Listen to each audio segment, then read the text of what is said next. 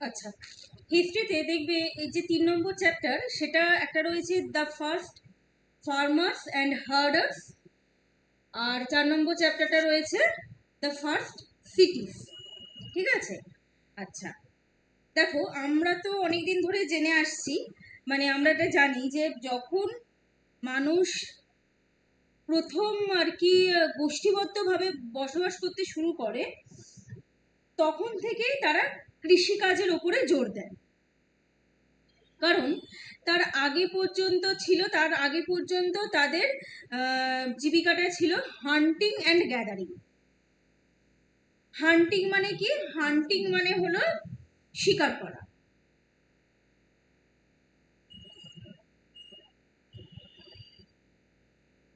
ঠিক আছে? আর গ্যাদারিং মানে হলো সবকিছু তোমার মানে সংগ্রহ করা, জড়ো করে রাখা, এইগুলোকে বোঝাচ্ছে। তো যখন হান্টিং করতো তখন কি ছিল, মানে কিভাবে করতো, তোমার ওই ধারালো পাথর কেটে ধারালো অস্ত্র তৈরি করতো। তো ধারালো অস্ত্র তৈরি করে তারপর সেই অস্ত্রের মাধ্যমে পশু শিকার করত। এরকম অনেক নিদর্শন আমরা পেয়েছি ইতিহাসে। মানে যখন মানুষ জানতে পারলো যে মানে বেঁচে থাকার জন্য খাদ্যের প্রয়োজন, তো সেই খাদ্য হিসেবে কাকে খাওয়া যাবে, প্রথমেই তারা পশু শিকার করতে শুরু করে। তারপরে আস্তে আস্তে কি হলো, পশু শিকার করতে করতে তারা দেখলো যে এইভাবে তো পশুও তো হারিয়ে যাচ্ছে। তখন তারা কি করলো না, গাছের ফল মূল, মানে পশু শিকারটা কমিয়ে দিল। তাহলে খাবে কি? তখন গাছের ফল মূল এগুলো সংগ্রহ করতে শুরু করলো। কেমন? ওই জন্য মানুষের প্রথম জীবিকা যদি বলা হয়, মানে একদম আদিম যুগে যখন সে গুহায় বসবাস করত, গুহায় বসবাসকালে মানুষের প্রথম জীবিকা যেটা ছিল, বা প্রথম যেভাবে সে জীবন নির্বাহ করত, সেটা ছিল হান্টিং অ্যান্ড গ্যাদারিং, শিকার করা এবং সংগ্রহ করা। কেমন? আচ্ছা, তারপরে এলো কি না, নোম্যাডিজম। নোম্যাডিজম অ্যাকচুয়ালি যাদের মানেটা হলো যাযাবর বৃত্তি।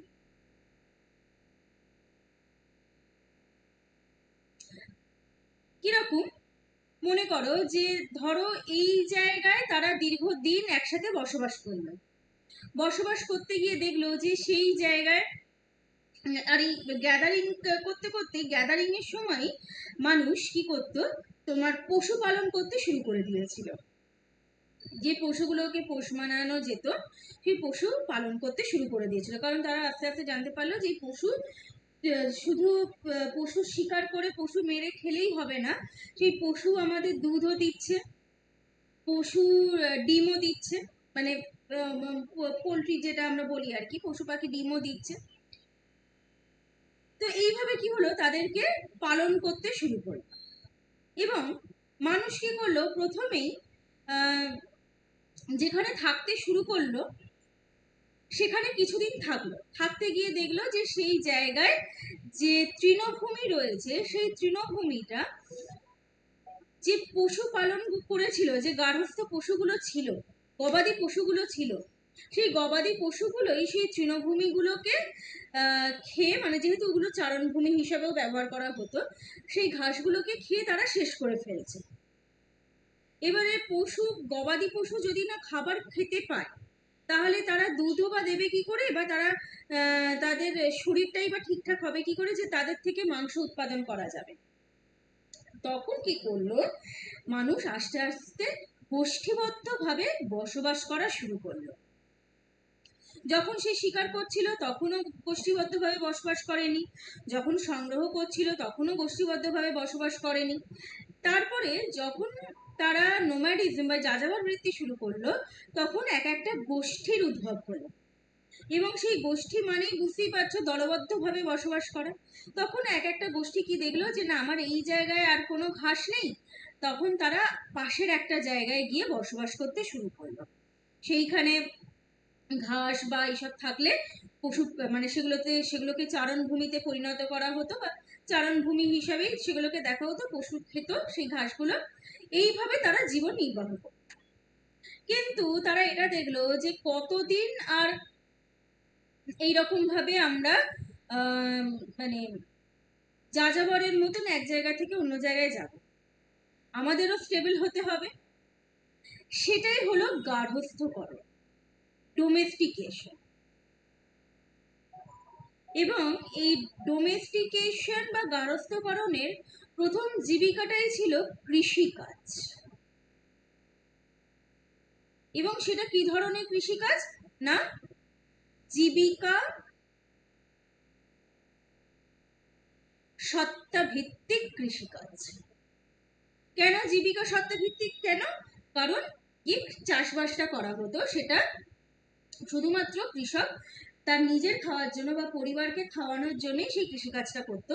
সেই কৃষিকাজের ফসল যে উদ্বৃত্ত রাখা যায়, ফসল উদ্বৃত্ত রেখে যে সেটা বাণিজ্যও করা যায়, সেটা যে মার্কেটিংও করা যায়, সেটাও তখন তারা জানত। তাই গার্হস্থ্যকরণের প্রথম কাজটাই ছিল কৃষিকাজ। তো কৃষিকাজের ফলে তখন কি হলো, আস্তে আস্তে গোষ্ঠীটা আরো বাড়তে শুরু করলো, তারা জমিকে ভালোভাবে ব্যবহার করতে শুরু করলো।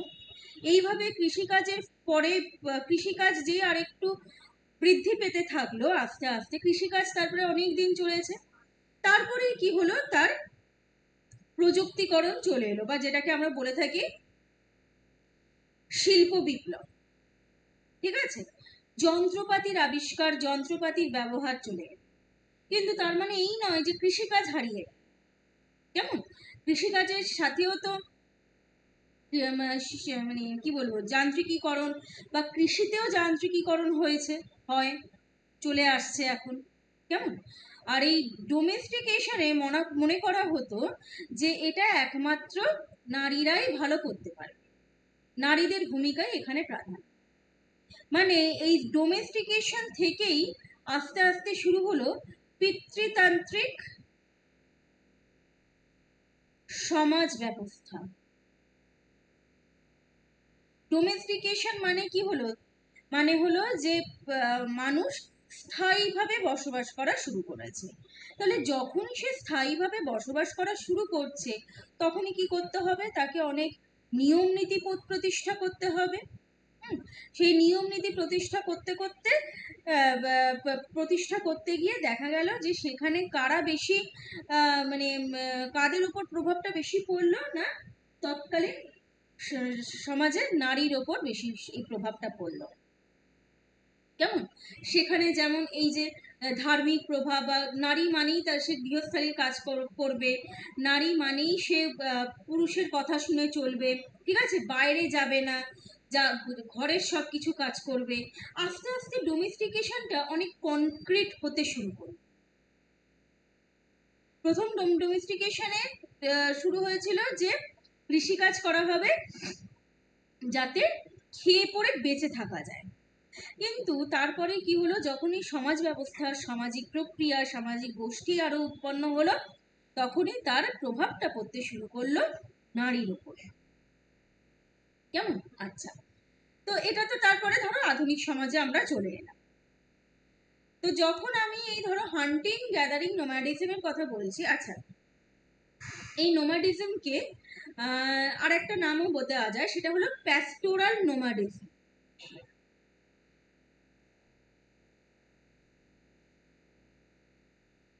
প্যাস্টোরাল নোম্যাডিজম মানে পশুপালক যাযাবর যারা, পশুপালক যাযাবর, এরা শুধুমাত্র গবাদি পশুর পাল নিয়েই এক স্থান থেকে অন্য স্থানে ঘুরে বেড়ায়। যেটা এই তাদের এই এক স্থান থেকে অন্য স্থানে ঘুরে বেড়ানোটাকে বলা হয় ট্রান্স হিউম্যানস।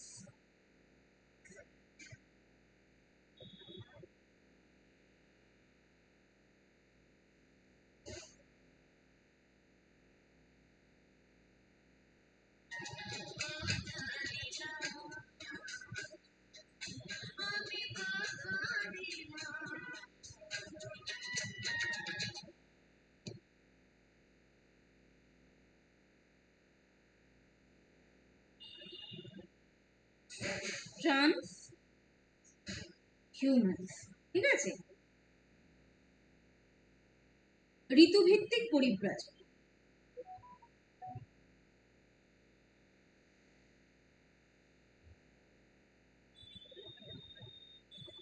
ঋতুভিত্তিক পরিব্রাজক বিষয়টা কি? আমাদের দেশে হিমালয় অঞ্চলে প্রচুর উপজাতি সম্প্রদায় বাস করে, যাদের মূল জীবিকাই হলো এই প্যাস্টোরাল নোমাডিজম। কি করে তারা? হিমালয় অঞ্চল মানে বুঝতেই পারছো পার্বত্য অঞ্চল, তো পার্বত্য অঞ্চলের ওপরের অংশে শীতকালে বরফ পড়বে। তো এই উপরের অংশে যারা বসবাস করে তারা কি করে, শীতকালে তাদের পুরো পশুর পাল নিয়ে তারা পাহাড়ের পাদদেশে বা পাহাড়ের নিচের দিকে চলে আসে। বরফে কি হয়, বরফে ঘাসগুলো চাপা পড়ে যায়, তাই গবাদি পশু সেই ঘাস খেতে পারে না। কিন্তু নিচের দিকে এলে বরফ পড়ে না, ঘাস থাকে, গবাদি পশুগুলো সেই ঘাসকে বেঁচে থাকতে পারে।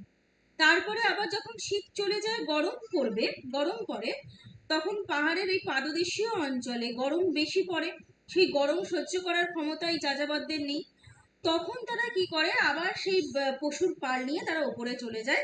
ততদিনে বরফ সরে গিয়ে ঘাস বেরিয়ে পড়েছে, সেই ঘাস আবার তারা সেটা আবার চারণভূমিতে পরিণত হয়। তো এই হলো নোমাডিজমের জীবনযাত্রা। এই জীবনযাত্রার আমরা কোন সময় পর্যন্ত দেখতে পাই, এই মানে কোন সময় থেকে এই জীবনযাত্রা শুরু হয়েছে? বলা হয়, ইতিহাসে বলা হয় প্রত্নপ্রস্তর যুগ বা প্যালিওলিথিক এজ থেকে। আচ্ছা, এই প্যালিওলিথিক এজ বা প্রত্নপ্রস্তর যুগ, যেটাকে আমরা বলে থাকি প্রাগৈতিহাসিক যুগ। প্রাগৈতিহাসিক কাল বা প্রাগৈতিহাসিক যুগ কাকে বলে? মনে করা হয় পৃথিবীতে মানুষ আবির্ভাবের সময় থেকে শুরু করে লিপি আবিষ্কারের আগের মুহূর্ত পর্যন্ত সময়কালকে প্রাগৈতিহাসিক কাল বলে। আমরা প্রচুর লিপি জানি, অশোকের শিলালিপি জানি, তাই তো? মানুষ যতদিন না লিখতে পেরেছে, সেই লেখার আগে পর্যন্ত সময়টা, মানে লিখতো কিসে, আমাদের মতন তো খাতা পেনে নয়, পাথরের উপর খোদাই করে লিখতো, ঠিক আছে? সেগুলোকে আমরা লিপি বলে থাকি, তার নিদর্শনগুলোকে আমরা লিপি বলে থাকি। সেই লিপির এক এক রকম ভাষা হয়। তো সেই লিপি আবিষ্কারের আগের মুহূর্ত পর্যন্ত যে সময়কাল, যতদিন তারা এই হান্টিং গ্যাদারিং করেছে, সেই সময়টাকে বলা হয় প্রাগৈতিহাসিক কাল। তো সেই সময় মানুষ কি করতো, যন্ত্রপাতি তৈরি করতো অনেক। যন্ত্রপাতি তৈরির রীতির উপর ভিত্তি করে সমগ্র এই প্রস্তর যুগটাকে আমরা তিনটে ভাগে ভাগ করি। সেই তিনটে ভাগ কি কি? একটা হলো এই প্যালিওলিথিক যুগ বা প্রত্নপ্রস্তর যুগ, 2 নম্বর হলো মধ্যপ্রস্তর যুগ,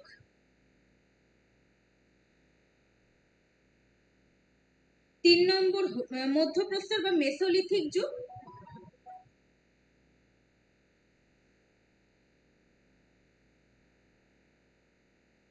3 নম্বর হলো নব্যপ্রস্তর বা নিওলিথিক যুগ।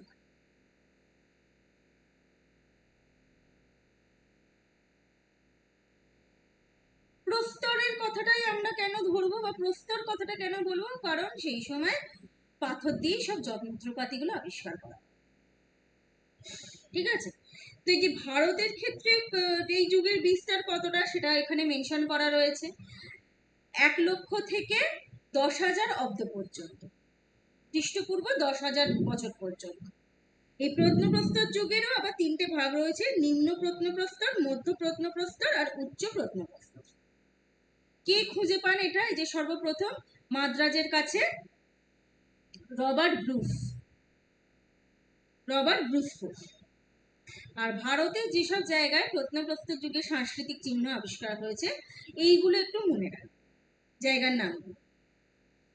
কাশ্মীরের কাছে পেহেলগামে, ঝাড়খণ্ডের সিংভূমে, উড়িষ্যার ময়ূরভঞ্জ এলাকায়। তার মানে বুঝতে পারছো তো এই জায়গাগুলো কতটা প্রাচীন ভারতের? প্রাচীন না হলে পাথরের অস্ত্র সেই জায়গায় আবিষ্কার হবে না। মানে পাথরের মানে পাথরের অস্ত্রের নিদর্শন পাওয়া যাবে। এগুলো তাহলে খুবই পুরনো ভূপ্রাকৃতিক অঞ্চল। আর সেই সময় কি কি যন্ত্রপাতি ছিল? এই যে হাত কুঠার, চাচুনি, চপার, খোদক, এইগুলো আর কি। আর এই যে প্রত্নপ্রস্তর যুগের মানুষের জীবিকায় নির্বাহ হতো যাযাবর মানে নোমাডিজম, পশুপালন শিকার মানে হান্টিং, আর ফলমূল সংগ্রহ মানে গ্যাদারিং এর মাধ্যমে, যেটা আমি এই যে এটাতে বললাম। তার মানে এই তিনটে জীবিকাই হলো আমার প্রত্নপ্রস্তর যুগের জীবিকা।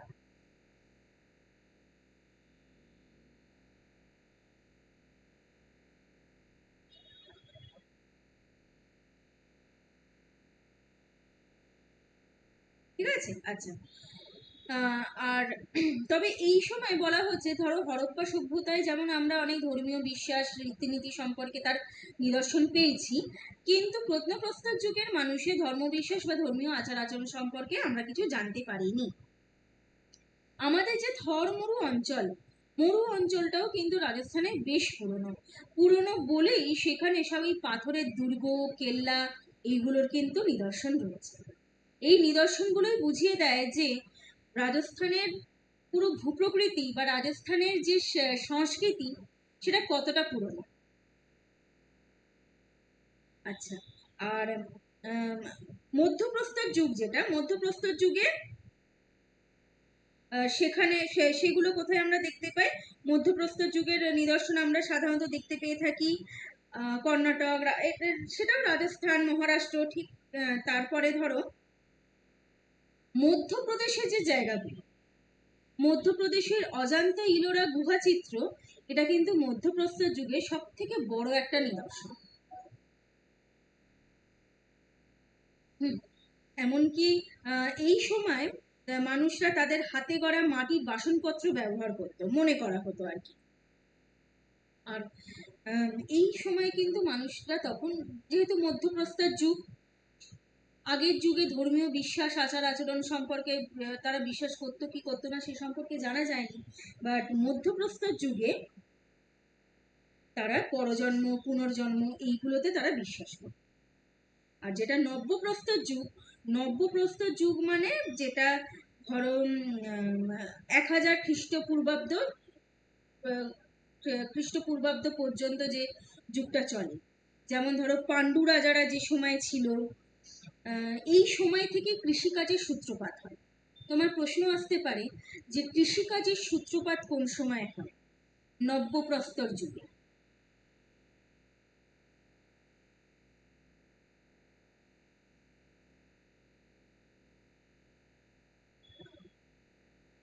ইংলিশটা ম্যাম কি লিখেছেন? নব্যপ্রস্তর মানে হলো Neolithic age, NEOLITHIC, Neolithic age.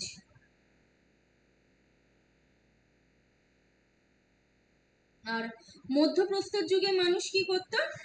মাটির বাসনপত্র নিজে হাতে বানাতো।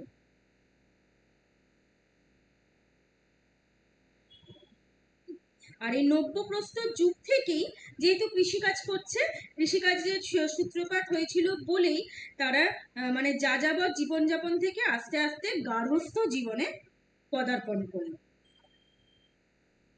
আর এই সময় থেকে মাটির বাসনপত্র ব্যবহারের জন্য চাকা ব্যবহারের প্রচলন হয়। মাটির, লিখে দিচ্ছি এখানে, মাটির বাসনপত্র ব্যবহারের জন্য বা তৈরির জন্য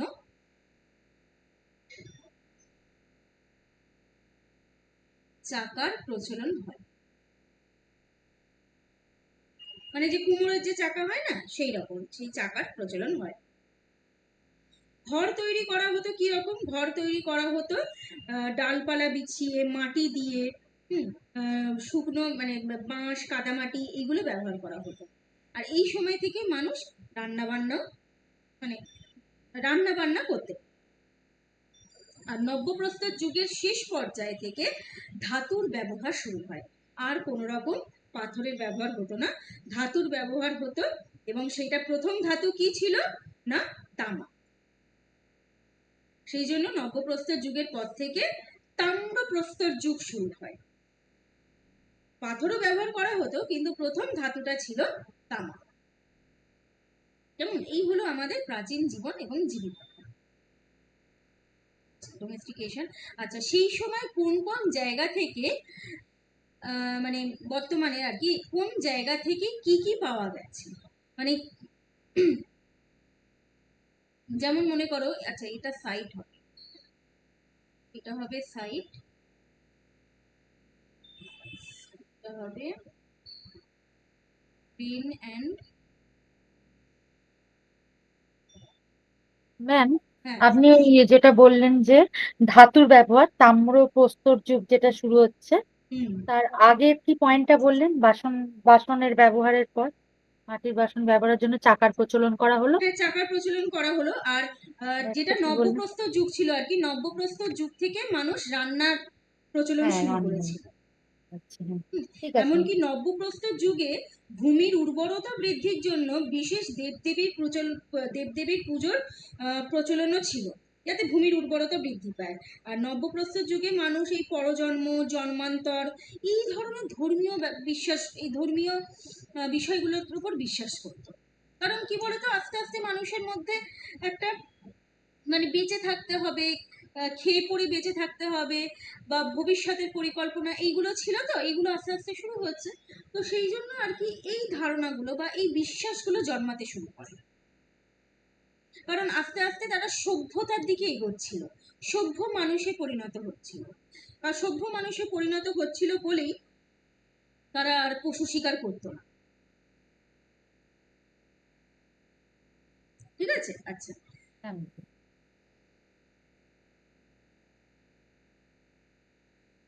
হ্যাঁ, যেটা বলছিলাম, যে কোন সাইট থেকে কি কি পাওয়া গেছে, এটা একটু মনে রাখবে।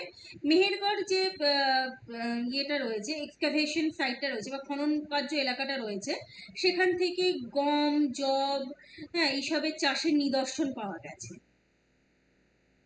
আর মেহেরগড় সভ্যতাটা মানে মেহেরগড়ের যে জিওগ্রাফিক্যাল লোকেশন, সেটা এখন পাকিস্তানে রয়েছে।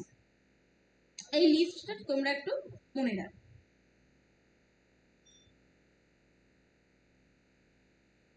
আচ্ছা, এই সময় একটা অন্যতম সংস্কৃতি ছিল বা অন্যতম সমাজ ছিল বুজাহাম কালচার, বুজাহাম সংস্কৃতি। এরা কোথায় থাকতো? এরা থাকতো পাকিস্তানে, মানে এদের নিদর্শন পাওয়া গেছে পাকিস্তানে।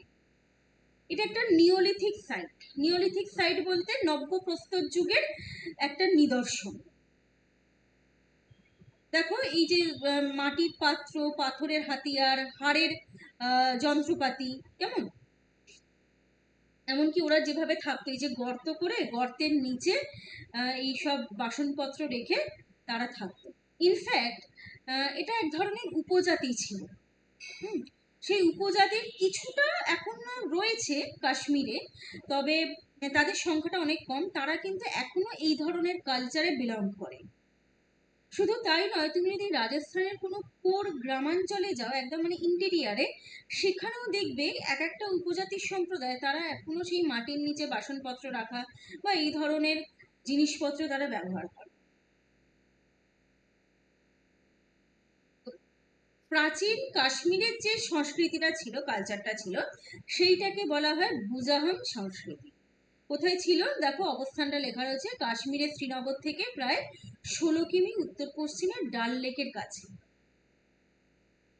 এক এক জায়গায় তো খনন কার্য করে এক এক ধরনের নিদর্শন পাওয়া যাচ্ছে, তো এইটা হলো সেই রকম একটা নিদর্শন, নব্যপ্রস্তর যুগের নিদর্শন।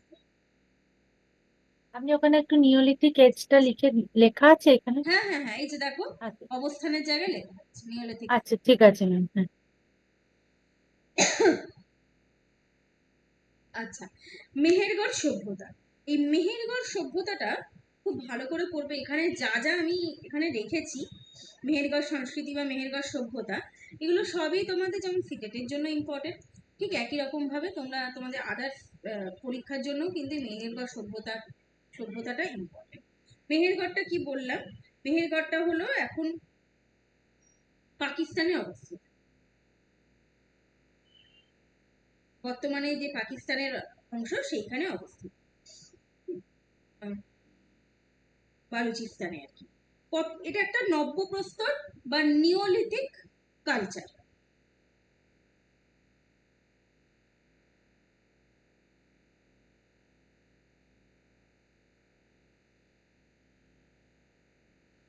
আর ভারতীয় উপমহাদেশে এই মেহেরগড় সভ্যতার সব থেকে বড় নিদর্শন কি না, প্রাচীনতম স্থায়ী কৃষিকাজের নিদর্শন। এই মেহেরগড় সভ্যতায় যারা বসবাস করত তারা স্থায়ী কৃষিকাজ করত, শুধু তাই নয় পশুপালনও করত। এখানকার মানুষ মানে মেহেরগড় সভ্যতার মানুষই সর্বপ্রথম গম, জব চাষ, ভেড়া, ছাগল ও গরু পালন করা শুরু করে। কেমন? আচ্ছা, এটা মনে করা হয় এটা দক্ষিণ এশিয়ার প্রথম স্থান। এশিয়ার মধ্যে যতগুলো সভ্যতা ছিল, এই মেহেরগড় সভ্যতা হলো দক্ষিণ এশিয়ার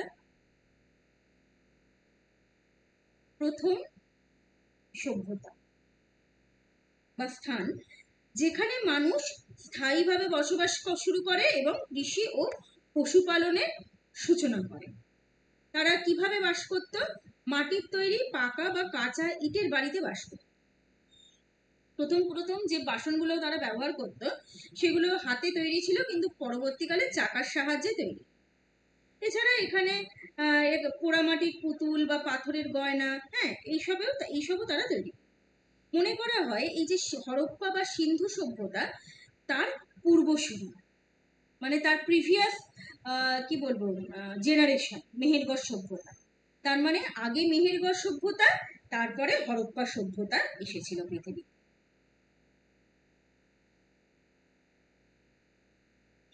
ঠিক আছে, এটাও একটা নিওলিথিক সাইট। এবারে এই যে জায়গাটা, আর আমাদের উত্তর পূর্ব ভারতে আর একটা এরকম নব্যপ্রস্তর যুগের নিদর্শন পাওয়া গেছে। কোথায় না, আসামে। আসামের কোথায়? আসামের ডিমা হাসাও বলে, এই যে দেখতে পাচ্ছ ডিমা হাসাও বলে একটি পার্বত্য উপত্যকা অঞ্চল। জানো তো আসাম, মিজোরাম এইগুলো অ্যাকচুয়ালি মানে আসামের কোরগ্রাম বা মিজোরাম এইগুলো কিন্তু অ্যাকচুয়ালি বেশ প্রাচীন জনপদ। মিজোরামে যে উপজাতি সম্প্রদায় বাস করে, আমরা মিশমি উপজাতি বলি, মিশমি উপজাতিদের মধ্যে কিন্তু এখনো সেই নিওলিথিক কালচারটা বজায় রয়েছে। ইনফ্যাক্ট আসামের একটা গ্রাম রয়েছে কামাখ্যা মন্দির লাগোয়া, সেখানে না এই নিওলিথিক কালচারটা এতটাই প্রকট, বা সেখানে এখনো নাকি তোমার ওই তান্ত্রিকতা বা লৌকিকতা, পুজো পার্বণ, মানে এগুলো খুব কি বলবো প্রমিনেন্ট, এগুলো খুব কনক্রিট ভাবে চলে। তার মানে কি এগুলো সেই নিওলিথিক কালচারকেই এখনো তারা ধরে রেখেছে, এবং সেখানে খনন কার্য চালিয়ে এই জিনিসগুলো পাওয়া গেছে। ডাওজালি হাডি মানে যে সভ্যতা বা যে সমাজটার নাম ছিল ডাওজালি হাডি। ঠিক আছে, এই যে দেখো এখানে ওই জন্য লেখা রয়েছে Daojali Hading is one of the most important Neolithic archaeological sites in North East India, যেটা প্রমাণ করে যে প্রাচীন জনসমাজে বা প্রাচীন জনপদ কেমন ছিল, সেই সময় কৃষিকাজ কিরকম ছিল। এবং তখন তত চায়না বা অন্যান্য দেশের তো কোনো বাউন্ডারি ছিল না, এমনকি সেই সময় চায়না এবং দক্ষিণ পূর্ব এশিয়ার মানে চায়নার যে ভূপ্রকৃতি আর দক্ষিণ পূর্ব এশিয়ার যে আরো অন্যান্য ভূপ্রকৃতি রয়েছে, তার মধ্যে মানে সেখানেও অবাধ বিচরণ ছিল এই জনগোষ্ঠীর।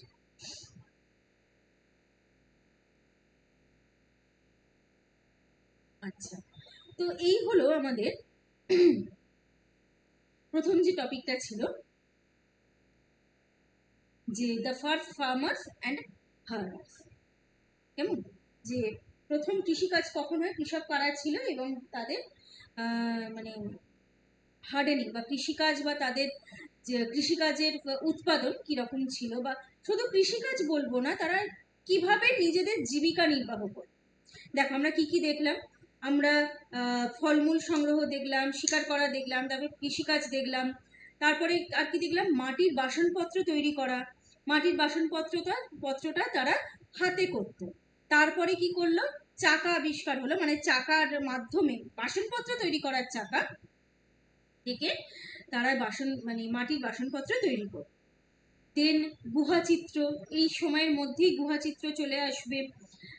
গুহাচিত্র, তারপরে আস্তে আস্তে তামার ব্যবহার, অন্যান্য ধাতুর ব্যবহার, এবং এদের নিদর্শন আমরা কোথায় পাচ্ছি? তারপরে আছে তারপরে আমার নেক্সট টপিকটা কি ছিল? The first সিটিজ। পৃথিবীর প্রথম নগর সভ্যতা কোথায়? না কোনটা? না সুমেরীয় সভ্যতা। আমরা কোথায় দেখতে পাই প্রথম নগর সভ্যতা? যেটা বর্তমানে ইরাকে টাইগ্রিস ও ইউফ্রেটিস নদীর তীরে গড়ে উঠেছিল।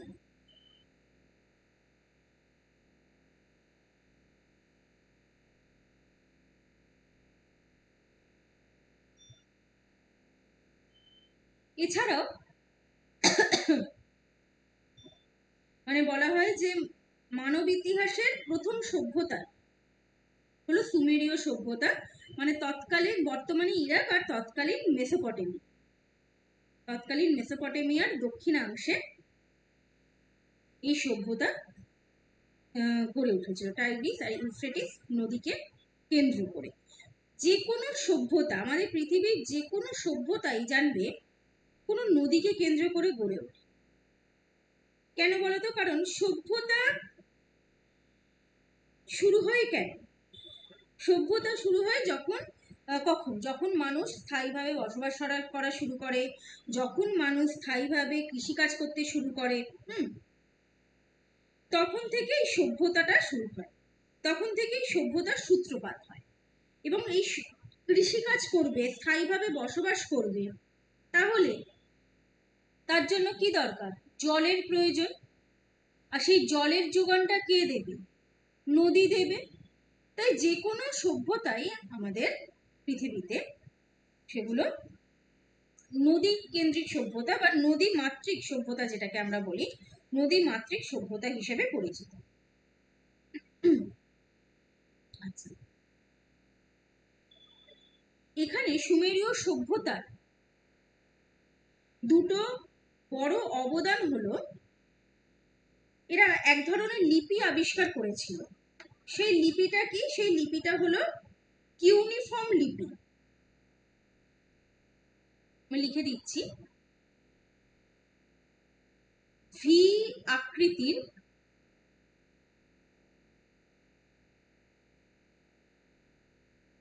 কিউনিফর্ম লিপি আর চাকার আবিষ্কার, এই দুটো ছিল সুমেরীয় সভ্যতার সব থেকে বড় অবদান। এই কিউনিফর্ম লিপিটা কি? কিউনিফর্ম লিপিতে গিলগামেশ মহাকাব্য লিখিত হয় সুমেরীয় সভ্যতার সময়, বা সুমেরীয় সভ্যতার গিলগামেশ মহাকাব্য। এই যে দেখো এখানে লেখা রয়েছে কিউনিফর্ম লিপি। গিলগামেশ ছিলেন উরুক নগরের শাসক। এই যে উরুক নগর সুমেরীয় সভ্যতায়, সেখানে একজন শাসক ছিলেন গিলগামেশ। তহসিল বয়াকার ময়কা তালবেশ। গিলগামেশের মহাকাব্য এই কিউনিফর্ম লিপিতেই আবিষ্কার করা হয়, মানে লিপিতেই লেখা হয়। এছাড়াও সুমেরীয়রা আর কি করে না, তারা মানে গণিতে এই যে ষাট ভিত্তিক পদ্ধতি, বা যেটাকে আমরা সেক্সাডেসিমাল বলি, 12 মাসে যে এক বছর হচ্ছে, 30 দিনে মাস গণনা রীতি, এগুলো প্রথম চালু। আর মানে যেটাকে আমরা বলি চন্দ্রপঞ্জিকা, এই যে 12 মাসে এক বছর 30 দিনে এক মাস, এটাকে অ্যাকচুয়ালি বলা হয় চন্দ্রপঞ্জিকা। সেটা সুমেরীয়রাই আবিষ্কার করেন।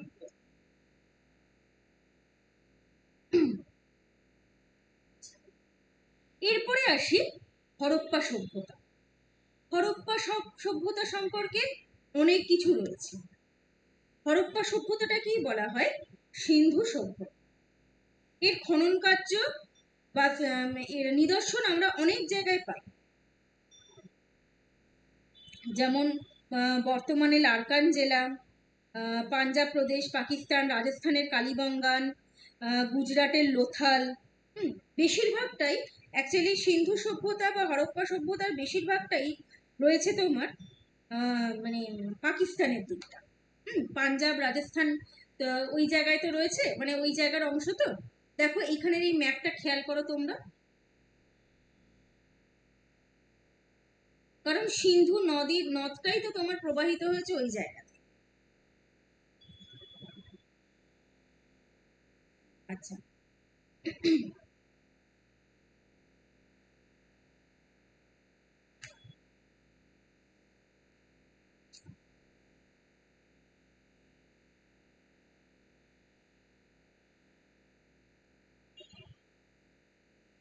আর হরপ্পা সভ্যতার একদম ফুল ডিটেল আমার একটা পিডিএফ দেওয়ার, মানে পিডিএফ রেডি করা রয়েছে, সেইটা তোমাদের আমি ক্লাসের পরে দিয়ে দেব।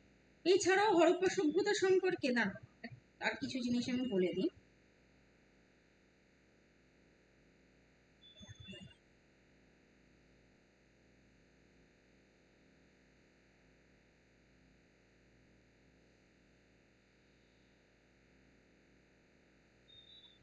এইটা হরপ্পা সভ্যতাটা বলা হয় প্রাচীন ভারতের ব্রোঞ্জ যুগের সভ্যতা, ব্রোঞ্জের ব্যবহার।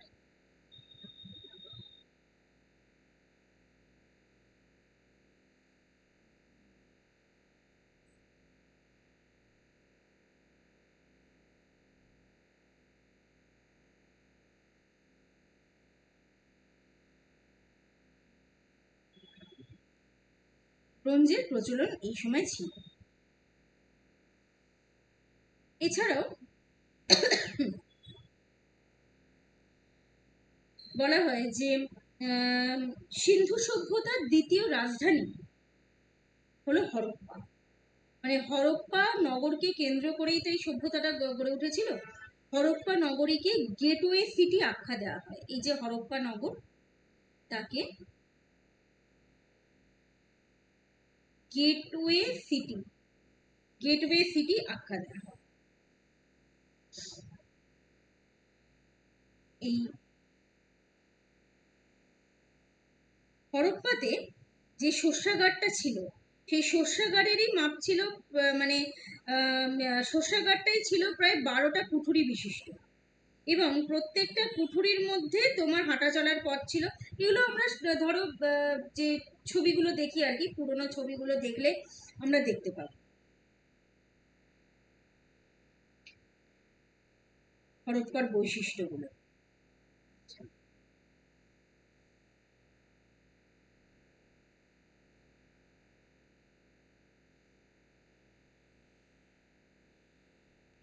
আচ্ছা, আর যেগুলো বলার হরপ্পা সভ্যতা সম্পর্কে,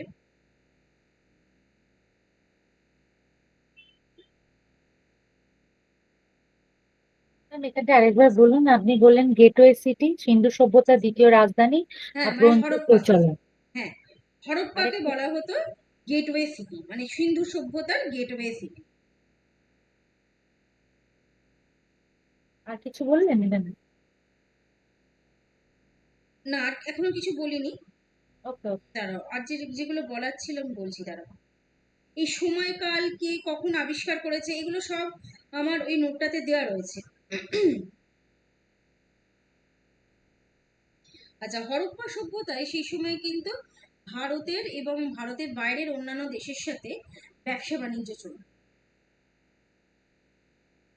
কেমন? কারণ কি কি ব্যবসা করতো তারা, মানে কি কি করতো, আমদানি রপ্তানি করতো। ধরো বিভিন্ন স্থান থেকে কাঁচামাল আমদানি করতো, আর তারপরে দেবদারু কাঠ, তারপরে তামা, সীসা, দক্ষিণ ভারত থেকে চন্দন কাঠ, এইগুলো তারা অন্যান্য দেশে রপ্তানি করতো।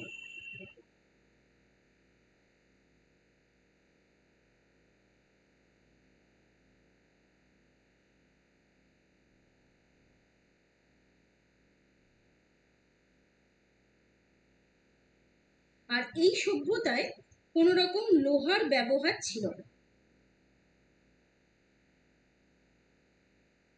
কেমন?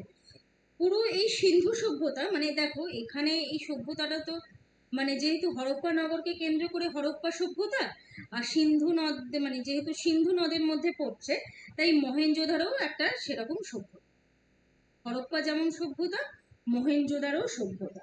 মহেঞ্জোদারো কথার অর্থ কি? মহেঞ্জোদারো কথার অর্থ হলো মৃতের স্তূপ। পাকিস্তানের সিন্ধু প্রদেশের বিভিন্ন জায়গায় এই মহেঞ্জোদারো এর নিদর্শন পাওয়া যায়, মহেঞ্জোদারো সভ্যতার নিদর্শন পাওয়া যায়। তার মানে সিন্ধু সভ্যতার দুটো নগর ছিল, একটা হলো মহেঞ্জোদারো আর একটা হলো হরপ্পা। কেমন? এই দুটো জায়গাতেই, দুটো কেন্দ্রেই, হরপ্পা এবং মহেঞ্জোদারোতে মোটামুটি একই সরঞ্জাম, একই অস্ত্র এবং একই লিপি ব্যবহার করা হতো। এখানে যে লিপিটা ব্যবহার করা হতো, হ্যাঁ, হ্যাঁ, হরপ্পার যে লিপি আবিষ্কার করা হয়েছে, নিদর্শন পাওয়া গেছে, মাটির বাসনপত্র, গয়না, কি কি চাষ হতো, এইগুলো সিটেটের জন্য এখানে পড়ে রাখে। সিটেটের জন্য জাস্ট এটাই ইম্পর্টেন্ট। আচ্ছা, আর মহেঞ্জোদারো সভ্যতার সব থেকে উল্লেখযোগ্য নির্মাণ কি বলতো? না তাদের স্নানাগার। এটা আমরা এর আগেও ইতিহাসে পড়েছি যে বৃহৎ বৃহৎ স্নানাগারই হলো মহেঞ্জোদারোর নগর সভ্যতার সব থেকে বড় নিদর্শন। আর হরপ্পা সভ্যতার সব থেকে বড় নিদর্শন হলো ওদের ওই কি বলে ওটাকে, ওই শস্যাগার। এই দুটো স্ট্রাকচার, দুটো সভ্যতার নিদর্শন। আচ্ছা,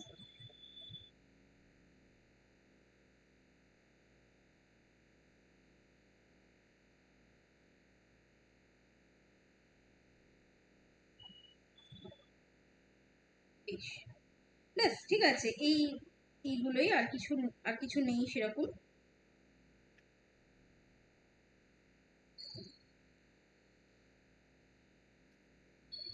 ম্যাম ওই তাম্রপ্রস্তর যুগের পরই আসছে সুমেরীয় সভ্যতা। হ্যাঁ, আচ্ছা, তারপরেই এলো সুমেরীয় সিন্ধু সভ্যতা। সিন্ধু সভ্যতা, সিন্ধু তার দুটো সভ্যতার ভাগ। দুটো, হ্যাঁ, দুটো বড় নগর, একটা হলো নগর। মহেঞ্জোদারো আর একটা হলো হরপ্পা। ঠিক আছে? এই আর দুটো সভ্যতাকে হরপ্পা সভ্যতার পতনের কারণ হিসেবে ধরা হয়, ধরো সেখানে জলবায়ুর পরিবর্তন, অন্য গোষ্ঠীর আক্রমণ, ঠিক আছে, এইগুলোই আর কি হরপ্পা সভ্যতার বা সমগ্র সিন্ধু সভ্যতার পতনের কারণ হিসেবে ধরা হয়।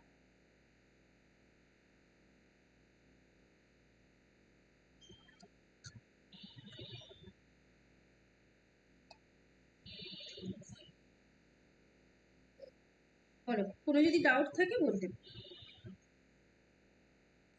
আপনি আরেকবার সুমেরীয় সভ্যতাটা একটু বলে দিন না। সুমেরীয় সভ্যতা, দেখো সুমেরীয় সভ্যতা যেটা বর্তমানে ইরাকে, মেসোপটেমিয়াতে এই সভ্যতাটা গড়ে উঠেছিল, টাইগ্রিস এবং ইউফ্রেটিস নদীর তীরে। পৃথিবীর প্রথম নগর কেন্দ্রিক সভ্যতা এবং পৃথিবীর প্রথম নদী কেন্দ্রিক সভ্যতা। আর এদের চাকা আবিষ্কার, আর এই যে ইউনিফর্ম লিপি আর অন্য কোনো সভ্যতার নিদর্শন ছিল না। প্রথম চাকা আবিষ্কার হয় সুমেরীয় সভ্যতার। এই দুটো ছিল সুমেরীয় সভ্যতার মূল বৈশিষ্ট্য, মনে রাখবে। আচ্ছা, এরা গণিত এবং জ্যোতির্বিদ্যায় পারদর্শী ছিল। এদের আর সুমেরীয়রা ঈশ্বরে বিশ্বাস করত। করতেন। সুমেরীয়রা কেমন ঈশ্বরে খুব বিশ্বাস করতো। এরা এই বায়ুর দেবতা, জলের দেবতা, ঠিক আছে, পৌরাণিক কাহিনী, এইগুলোর ওপর এদের খুব মানে ইয়ে ছিল আর কি, এইগুলোর উপর খুব নলেজ ছিল এদের, সুমেরীয় সভ্যতা। এমনকি এই যে ইট দিয়ে আমরা বাড়ি বানাই, সেই ইট আবিষ্কারও হয়েছিল সুমেরীয় সভ্যতা। কেমন? আচ্ছা, এটা সর্বাধিক প্রাচীন একটা সভ্যতা, যেটা ওই মধ্যপ্রাচ্য। ধরো প্রশ্ন তুমি পড়ে গেছো ইরাক, তোমার প্রশ্ন এসেছে মধ্যপ্রাচ্য, তোমার মনে হচ্ছে যে আমার তো ইরাক অপশনই নেই, তাহলে আমি কোনটা টিক করবো? যে তোমার প্রশ্ন এলো যে সুমেরীয় সভ্যতার নিদর্শন রয়েছে মধ্যপ্রাচ্য, পাশ্চাত্য, দক্ষিণ পূর্ব এশিয়া নাকি সমগ্র এশিয়া। তুমি পড়ে গেছো ইরাক, ঘাবড়াবার কিছু নেই, যেটাই ইরাক সেটাই হলো মধ্যপ্রাচ্য।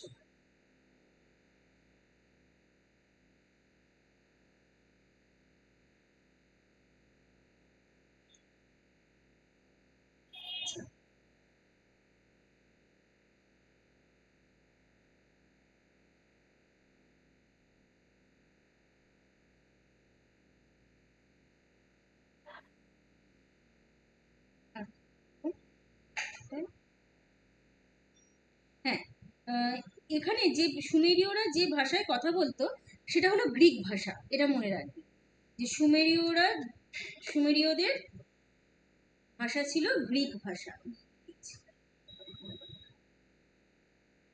যার জন্য দেখবে আমরা যা কিছু পড়ি, মানে এটা যেহেতু প্রাচীন ভাষা, তো আমাদের সবকিছুই লেখা থাকে গ্রিক ভাষায়, একে এই বলে, বা গ্রিক ভাষায় এটা এই নামে অভিহিত করা হয়।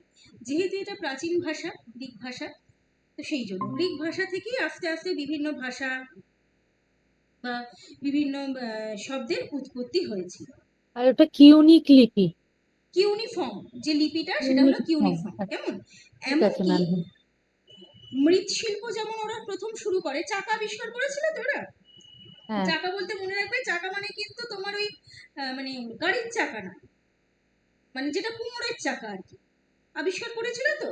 তাই মৃৎশিল্প এখান থেকে যেমন প্রথম শুরু হয়, ঠিক সেরকম ভাবে বস্ত্রশিল্প সুমেরীয় সভ্যতায় প্রথম শুরু হয়। এটা খুব আধুনিক ছিল,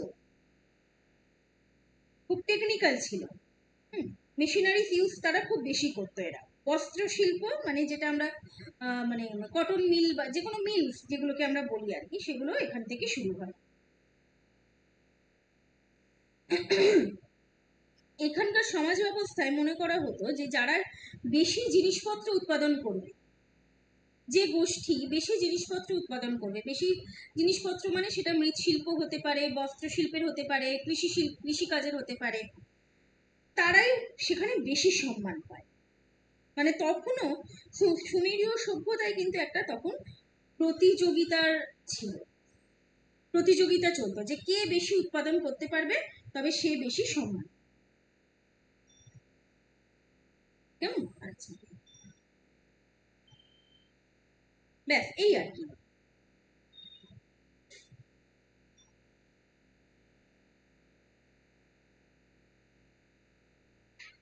ঠিক আছে।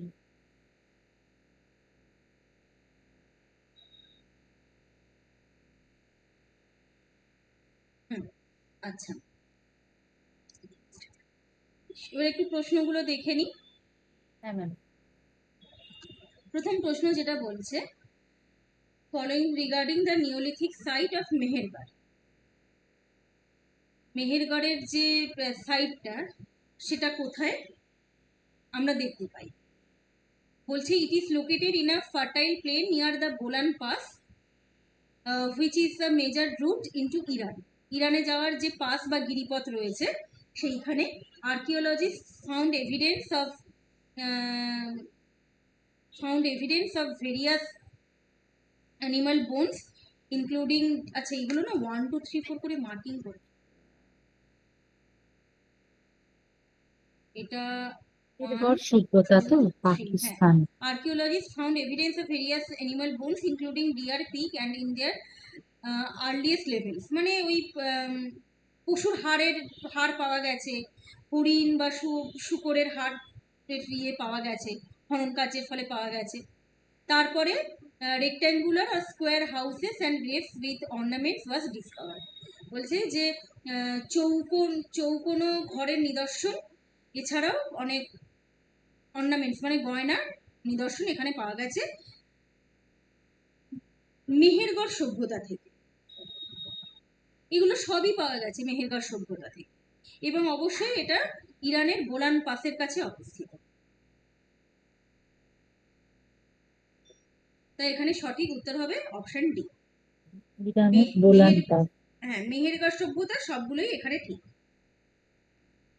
আচ্ছা, নেক্সট বলছি, in the context of early farmers and herders why do archaeologist মানে কারা জানো তো? যারা এই খনন কার্য চালায়, খনন কার্য চালিয়ে এক্সকাভেশন করে যারা এই ধরনের নিদর্শনগুলো পায়, ঠিক আছে? যেমন আমাদের আর্কিওলজিক্যাল সাইট রয়েছে, নালন্দা বিশ্ববিদ্যালয় একটা আর্কিওলজিক্যাল সাইট, তারপরে এই উত্তর চব্বিশ পরগনার চন্দ্রকেতুগড় একটা আর্কিওলজিক্যাল সাইট, যেখান থেকে আমরা প্রাচীন ইতিহাস সম্পর্কে জানতে পারি।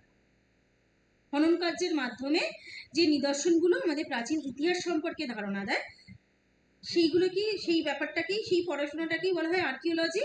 যারা এই কাজটা করে তাদের বলা হয় আর্কিওলজিস্ট। কেমন? So why do archaeologists conclude that some early societies had tribal social structure?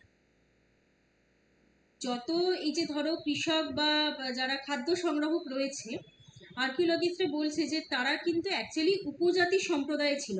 তাদের যে নিদর্শন আমরা পেয়েছি, সেই সময় কৃষক যারা ছিল বা সেই সময়ের শিকারী যারা ছিল বা ফলমূল যারা সংগ্রহ করত, উপজাতি সম্প্রদায়ের সাথে তাদের প্রচুর মিল রয়েছে। কারণ কি? কারণ আমরা আমাদের আশেপাশে যত উপজাতি সম্প্রদায় দেখি, আমাদের ভারতে না প্রচুর উপজাতি সম্প্রদায় রয়েছে। গুর্জর সম্প্রদায়, সাঁওতাল, বীরহর, তারপরে গন্ড, ওরাং, এরকম প্রচুর উপজাতি সম্প্রদায় রয়েছে। সেই উপজাতি সম্প্রদায়ের সাথে খনন কার্যের মাধ্যমে চালানো নিদর্শনের বৈশিষ্ট্য অনেকটা মিলে যায়। ঠিক আছে? সেটা কোনটা হবে? এখানে সঠিক উত্তর হবে অপশন সি। কারণ মানে যারা উপজাতি সম্প্রদায় তারা ছোট ছোট গোষ্ঠীতে থাকে, এদের খুব বড় গোষ্ঠী হয় না। প্রত্যেক উপজাতি সম্প্রদায়েরই কিছু কমন রুলস অ্যান্ড রিচুয়ালস থাকে। আর উপজাতি সম্প্রদায় যারা, তারা দেখবে হয় মালভূমি অঞ্চলে থাকে, নয়তো পাহাড়ি অঞ্চলে থাকে। এই যে আমি একটু আগে বলছিলাম যে মিজোরামের যে উপজাতি সম্প্রদায় মিশমি, তারা পাহাড়ি অঞ্চলেই থাকে। অ্যাকচুয়ালি উপজাতি সম্প্রদায় যারা, তারা না সভ্য সমাজে বা আধুনিক সমাজে তারা নিজেদের অ্যাডজাস্ট করতে পারে না। তারা চায় আমরা প্রকৃতির মধ্যে থাকবো, প্রকৃতির সাথেই থাকবো, প্রকৃতিতেই আমরা জীবিকা নির্বাহ করবো। কেমন? যেটা কিন্তু এই মধ্যপ্রস্তর যুগের মানুষের মধ্যে সেই নিদর্শনগুলো পাওয়া গেছে। বোঝা গেল? Next, match the following major Neolithic or early agricultural sites with their specific archaeological findings. দেখো,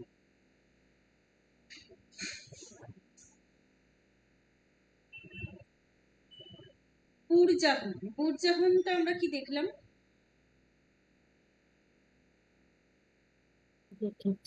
আচ্ছা, বুঝতে সংস্কৃত। পিট ডুয়েলিং মানে এই যে গর্ত, তারা গর্ত করে থাকতো, গর্ত করে কুয়োর মতন গর্ত করে তারা বসবাস করে।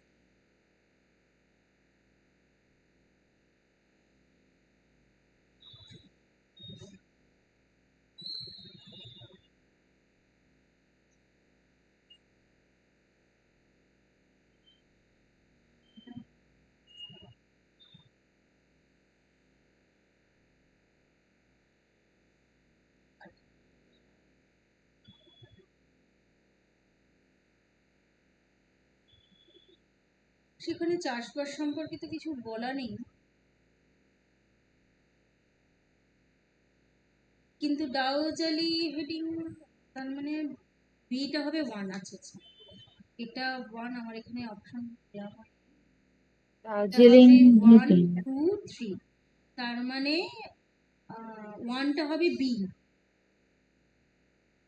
আর ডাউজালি হাডিং এ আমরা এই রাইস, ক্যাটল, এগুলো আমরা ইয়ে করতে দেখেছি। ওই মেহেরগড় সভ্যতার পরেরটাই হ্যাঁ, দার্জিলিং। ডাউজালি হেডিং এ 2টা হবে এ আর 3টা হবে সি, তার মানে option C.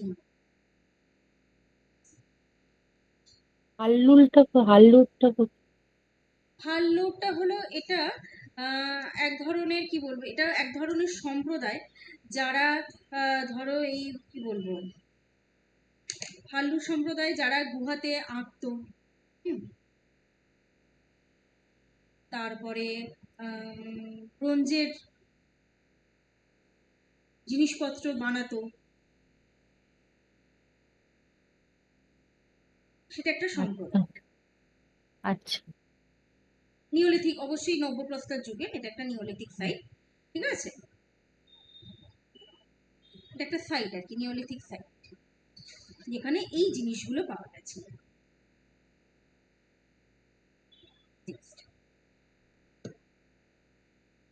Consider the following statements regarding the Neolithic age, Neolithic site of Mehergarh. এখানে 1-2 গুলো আমার দেওয়া হয়নি। It is the earliest known site in South Asia with evidence of farming and hardening. অবশ্যই তাই, আর্লিয়েস্ট সাইট সাউথ এশিয়ার, তাই তো দেখলাম। হ্যাঁ, ওল্ডেস্ট ভিলেজ ইন হ্যাঁ, সাউথ এই যে এশিয়া, দক্ষিণ এশিয়ার আর্লিয়েস্ট। প্রথম হ্যাঁ সভ্যতা। হ্যাঁ হ্যাঁ। আচ্ছা, archaeologists found evidence of various animal bones including deer, pig in the earliest levels. কোনটা দেখছি না, sorry. The earliest crops grown in Mehergarh include rice and maize. না, মেহেরগড় সভ্যতায় দেখিনি একবার।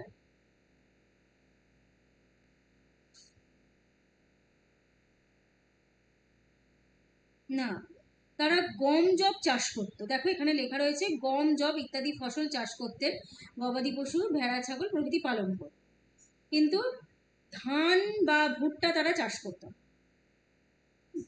In later levels, evidence of rectangular or square houses and roofs with ornaments was discovered.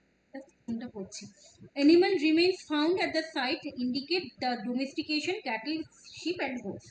হ্যাঁ, অবশ্যই তারা গবাদি পশু ভেড়া ছাগল এগুলো পালন করত। তাহলে এখানে সঠিক উত্তর হবে বি, 1 আর 3 এরটা ঠিক।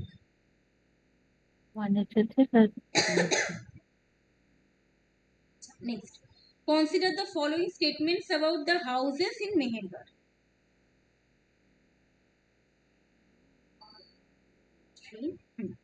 They were typical circular or oval in shape similar to pigs. না, এখানে তো গর্ত করে থাকতো না কেউ, না না। তাই না? তাহলে এটা হবে না। The houses were constructed using mud and sun-dried bricks. অবশ্যই তারা মাটি দিয়ে ঘর বানিয়ে থাকতো। এই যে বাড়িগুলো তৈরি করা হতো কাদা মাটি দিয়ে, তাই না? এই যে ইটের ব্যবহার করতো, কারণ ইট পোড়ানোর চুল্লি নিদর্শন পাওয়া গেছে।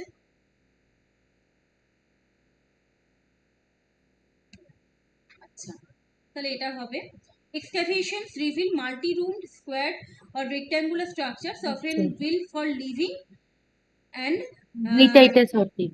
হ্যাঁ, এটাও হবে, কারণ তারা শস্যগুলো স্টোর করে রাখার জন্য,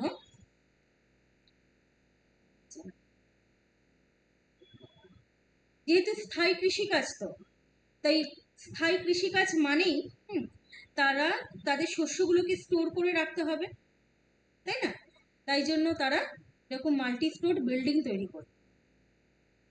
তার মানে সঠিক উত্তর হবে এখানে 2 and 3।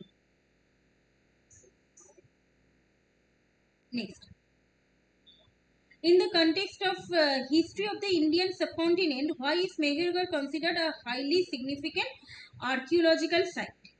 It is the only site where Harappan style script was completely deciphered. না, হরপ্পা স্টাইল সভ্যতা স্ক্রিপ্ট এখানে পাওয়া যায়নি।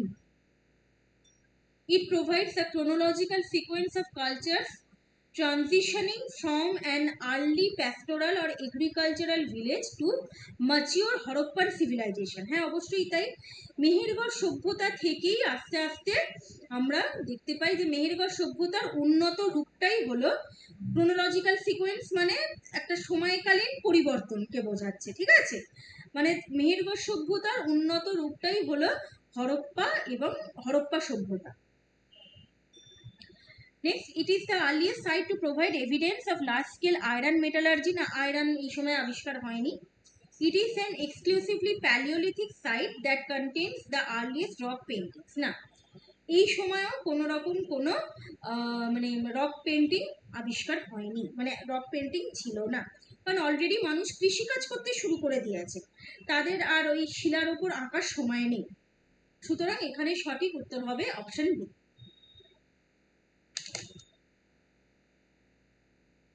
বুঝতে পেরেছো এই প্রশ্নগুলো? হ্যাঁ ম্যাম। হ্যাঁ ম্যাম। হ্যাঁ, বেশ।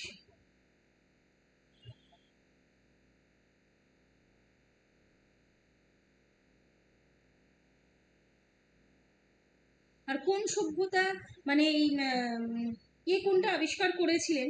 সিন্ধু সভ্যতা কে আবিষ্কার করেছিলেন, বা দাঁড়াও, হ্যাঁ,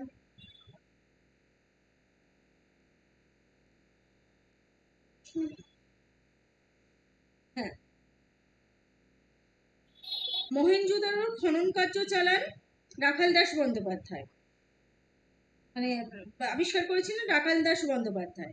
হরপ্পা সভ্যতা আবিষ্কার করেছিলেন দয়ারাম সাহানি।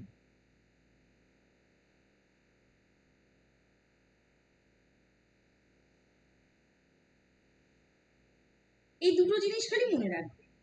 মহেঞ্জোদারো সভ্যতা আবিষ্কার করেছিলেন, নগরীর আবিষ্কার করেছিলেন রাখাল দাস বন্দ্যোপাধ্যায়, আর হরপ্পা নগরীর আবিষ্কার করেছিলেন দয়ারাম সাহানি। দুটো জিনিস মনে রাখবে। দয়ারাম সাহানি, দন্দেশা আচ্ছা। আকার হয় আকার দন্দে নেয় হর্ষ।